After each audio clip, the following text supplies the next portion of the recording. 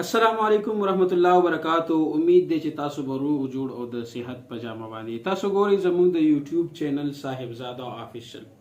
ناظرینو، نن په یو ډیره اهمه موضوع باندې تاسو سره خبرې کول غواړم او د هغه خبرو نه وړاندې تاسو دا یو ویډیو ضرور وګورئ او په هغې در سره زه بیا تفصیلي خبرې کوم چې یاره شرعي لحاظ سره یا قانوني لحاظ سره د دې خبرې څه حیثیت دی او د چې دا کومې خبرې کړي دي دا چا پسې کړي دي او دی ولې کړي دي، نو د دې ټول حقیقت درته زه بیا بعد کې وایم، خو د ټولو نه اول تاسو دا ویډیو وګورئ چې دې څه وایي. उसमें कितना हिस्सा डालेंगे? ये जो मुफ्ती तकी उस्मानी साहब पे फर्ज है कि जिहाद का आगाज अपने घर से करें और वो मर्सिडीज जिसमें वो फिरते हैं वो बेच दें और फलस्तीनियों को दान कर दें। BMW 8 करोड़ की, सिर्फ BMW 8 करोड़ की नहीं है, माशाल्लाह मुफ्ती तकी उस्मानी साहब मदजिल्लहु दाम बरकातहु څوک ته چې دغه د پی ټی آی یو کس دی او شیر افضل مروت تقریبا دغه نوم دی او یو ایم این ای دی، هغه چې کوم دی نو چاته نه پوښتنه کړې ده چې مفتی تقی عثماني صاحب چې کوم دی نو هغه د جهاد فتوا ورکړې ده، تاسو د هغې په حکله سره څه وایي؟ نو دا چې کوم غول خوړلی دي یا د کوم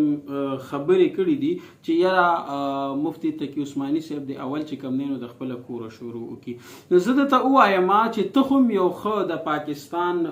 یو مالداره کس یې، یو ښه د زور والا کس یې، ولې نه ته د خپلې پارټۍ خپل خلک راوباسي او خپل ورکران راوباسي او د خپل کور خلک راوباسي او اعلان وکړي او تاسو چې کوم دی نو لاړ شي فلسطین ته جهاد دپاره؟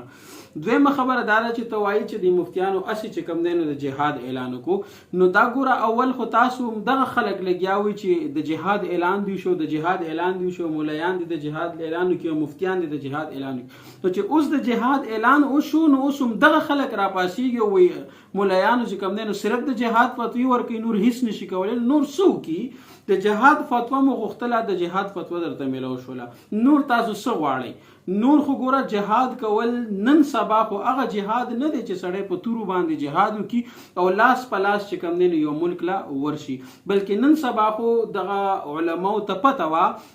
که تا ته پته وي دا کوم علماو چې د جهاد فتوا ورکړې داسې معمولي علما نه دي، داسې معمولي مفتیان نه دي، داسې هغه نه دي چې کوم دی تاسو کم سوچ لرئ، دا هغه مفتیان دي چې په دې پسې لکو کروڑو خلک چې کوم دی نو هغه ورپسې ولاړ دي. که یو اشاره دغه مفتیانو وکړله، مفتی تقی عثماني، مفتی منیب الرحمان صاحب یا نور چې د دې سره کومه کمیټي ناسته وه او دې صرف یو اشاره وکړله، نو دې پسې به د ټول ملک پاکستان چې کوم دی نو ټول عوام به ورپسې روزي په یو لبیک باندې به د جهاد ناره ولګوي، دا ټول به ورپسې راوځي، خو دا ذمہ داری د وقت د حکمران ده،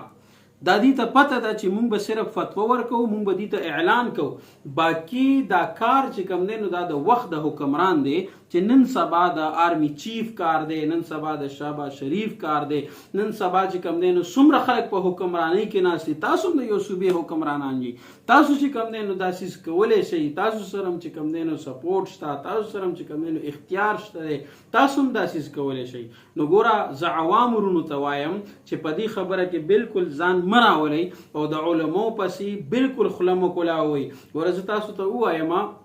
که چېرته دغه علما نه وی، دغه مفتیان نه وی، والله العظیم چې نن به ستاسو پاکستان نه وی، نن به پاکستان کې داسې مونځ او دس نه وی کړی، داسې اذانونه به هم نه وی کړی، داسې چې کوم دی نو تاسو مونځونه به نه وی کړی، هیڅ یو دینی عبادت به تاسو په پاکستان کې نه وی کړی که دغه مفتیان نه وی، دغه علما نه وی. دا نن سبا بس هغه خلک راپاسېږي چې چا به الف با تام چېرته کې نه ویلی، څوک به چېرته کې د جومات د مدرسې نه خبر نه وي، څوک به چېرته کې د دیني د مسئلې نه خبر نه وي او راپابسېږي مفتیانو پسې به چې کوم دی نو خبرې شروع کړي، مفتیان به په بده طریقه باندې یادوي. ګوره دغه خلک وایي چې یاره مفتیانو سره ښه ګاډي دي، زه تاسو ته یم چې تاسو په ښه ګاډو کې ګرځېدی شئ نو ولې علما نشي ګرځېدی؟ تاسو چې سره د ګاډ نه ګرځېدی شئ ولې علما سره د ګاډ نشي ګرځېدی؟ ولې تاسو چې کوم دی نو ښه خوراک کولی شئ علما نشي کولی؟ ولې دا دنیا یوازې ستاسو ده یا د پاکستان یوازې ستاسو ده یا د حکمراني یوازې ستاسو ده؟ هیڅ کله داسې نشي کېدی. علما به د تاسو نه ښه خوري، د تاسو نه به ښه څکي،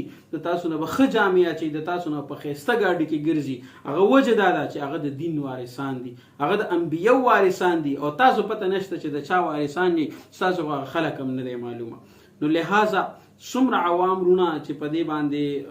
هغې کتلي وي هغې ته په باندې درد رسېدلی وي نو په کار ده چې هغې د دغه خلکو مخنیوي وکړي او دا یو چال دی د جهاد د رکاوولو د جهاد د ایسارولو دا یو چال دی چې دا خلک یې کوي نن سبا لګیا دي نو دغه یو څو خبرې په باندې تاسو سره